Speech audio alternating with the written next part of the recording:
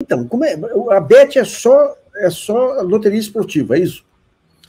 Exatamente. Como que a gente faz a distinção de bet para um slot game, né? A bet é a chamada aposta de cota fixa. Por mais que exista muitos advogados tentando enquadrar na aleatoriedade um jogo como Fortune Tiger, Tigrinho, aposta de cota fixa é exatamente o que eu sei exatamente o que eu posso ganhar. O grande desafio das bets são as manipulações.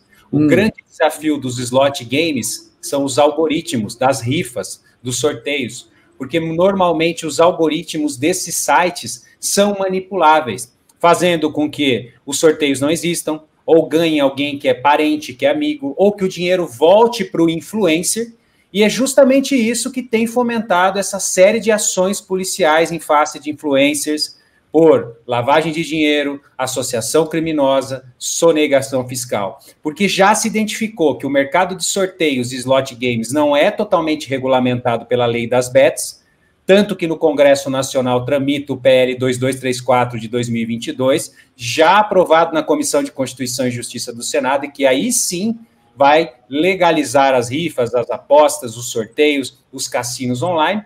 É por isso que surgiu tantas dessas empresas, porque é um negócio altamente rentável e com uma área cinzenta.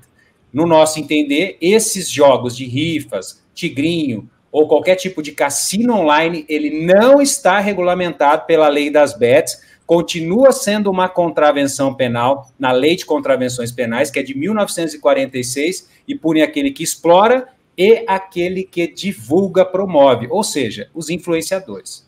Agora, Zé, essa tentativa de regulamentação dos sorteios aí, o que prevê? O que prevê para legalizar um sorteio?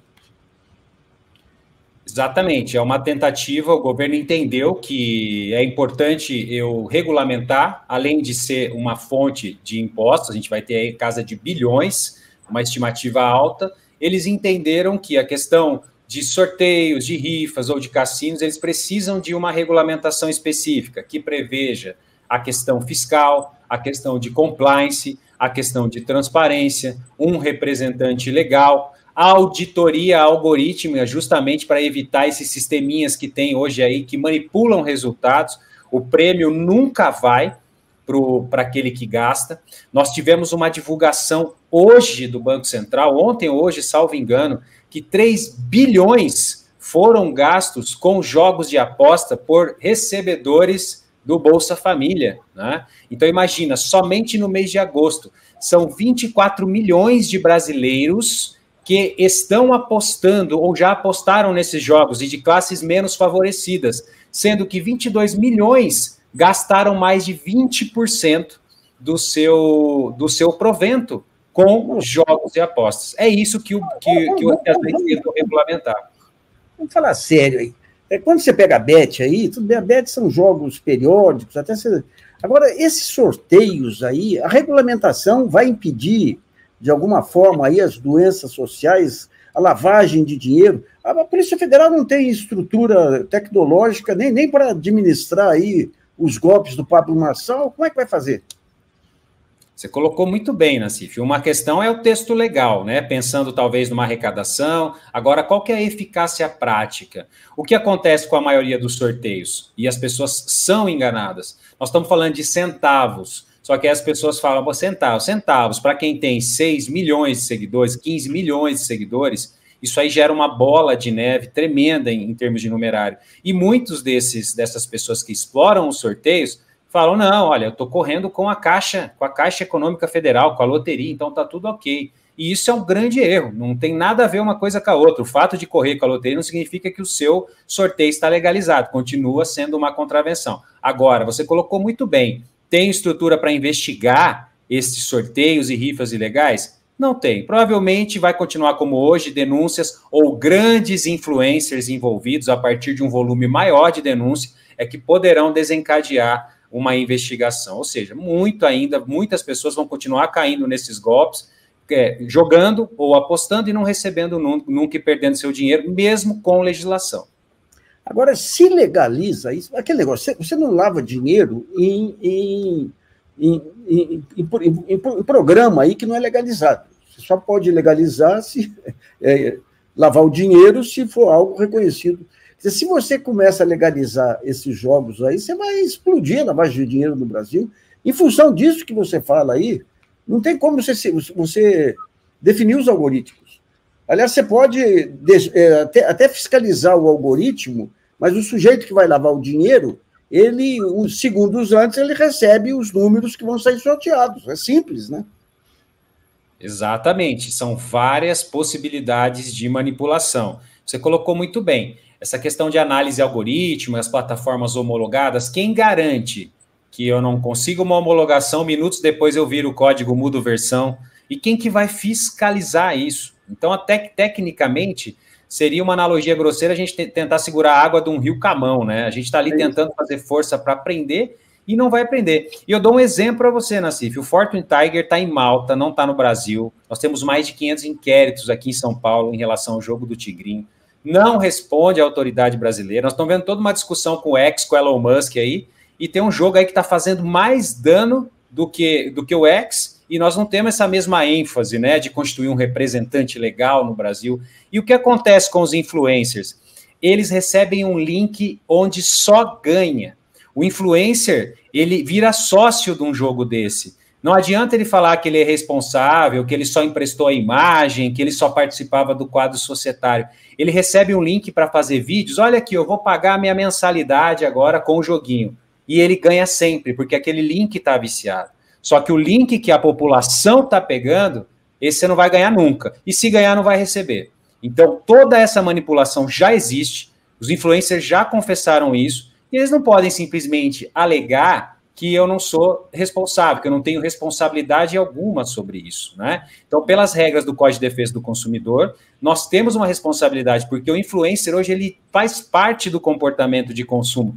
As pessoas caem, as pessoas acreditam nele, tanto que no Congresso Nacional tramita vários projetos de lei, eu vou citar um apenas, que quer enrijecer a pena para o influencer com até 6 anos de reclusão. Então, o influencer passa a ser responsável pelo que ele coloca na sua rede, avaliza, homologa, porque a gente sabe, isso aí movimenta multidões de pessoas que acabam entrando nesses jogos influenciados.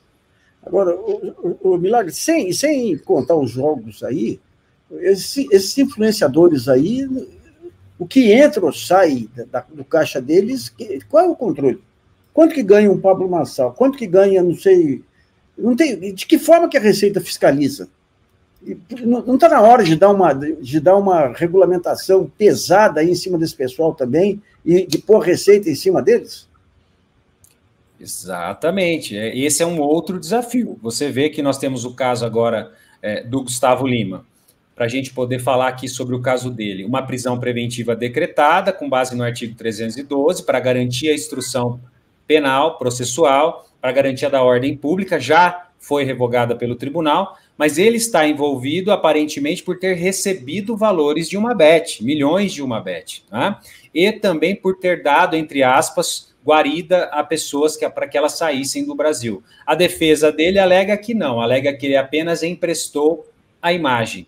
E aí é esse contexto, como que eu provo uma relação? Se eu não tiver uma estrutura de forense digital, uma estrutura de follow the money, investigativa, isso vai continuar acontecendo, não vai ser uma lei, simplesmente, um texto legal que vai fazer frente a essas possibilidades que os influencers viram. Então, enrijecer a investigação, a questão também dos impostos que são pagos por essas atividades dos influencers, a questão de quebra de sigilo financeiro. Se essas estruturas não funcionam, não é lei que vai coibir pessoas de caírem nesses golpes. Vão continuar tendo lavagem de dinheiro, vão continuar tendo associação criminosa, sonegação fiscal e dinheiro que sai de pessoas que muitas vezes não têm condições.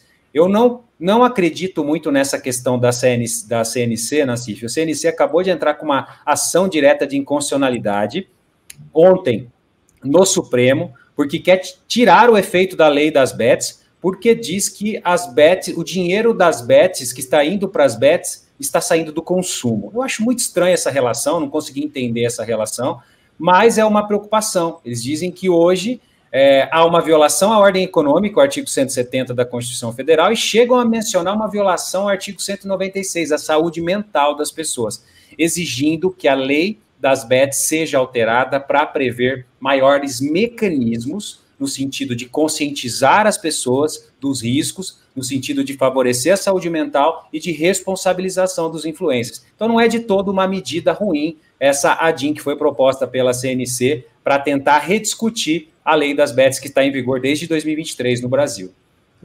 Milagre, agora, quando a gente vê, digamos, lá atrás, quando começam os paraísos fiscais, o próprio jogo do bicho, ele era uma economia informal. Se a gente pega o Brasil dos anos 90, eu vou te falar, pega a JBS, pega a Gol, todas essas grandes empresas surgiram de atividades clandestinas, porque era tão pesada a tributação, o câmbio e tudo, que quem prosperou foi a economia marrom, aquela economia que não pagava impostos, né? Agora, com o tempo aí, digamos, essa questão, aparecem os paraísos fiscais, você tem algum cerco aí, o próprio Collor faz um cerco aí ao dinheiro lá fora, ao offshore. Agora, hoje, com essa digitalização, com todas essas atividades aí, como é que você está vendo o controle aí da lavagem de dinheiro? É possível hoje, no quadro atual?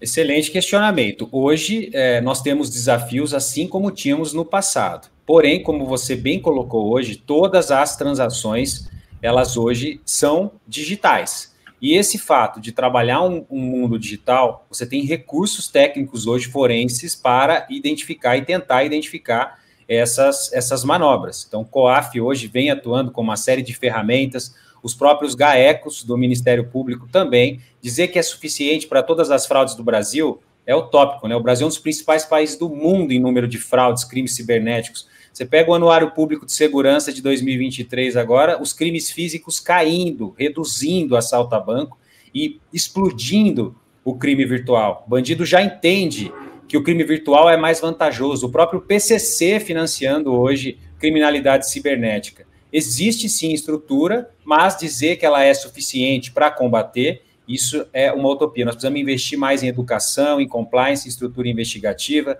Você vê a lei das bets. As bets irregulares podem sofrer uma punição de até 2 bilhões de reais. 2 bilhões de reais é a punição que elas podem sofrer. Está previsto na legislação aquelas que descumprem. Os impostos serão retidos na fonte, já está definidas as alíquotas. Mas ainda assim, de nada adianta essa legislação se a gente não tiver uma fiscalização apurada. Então, estruturar os órgãos fiscais com tecnologia para isso é essencial, porque senão vai continuar acontecendo, como você bem colocou, acontecia no passado.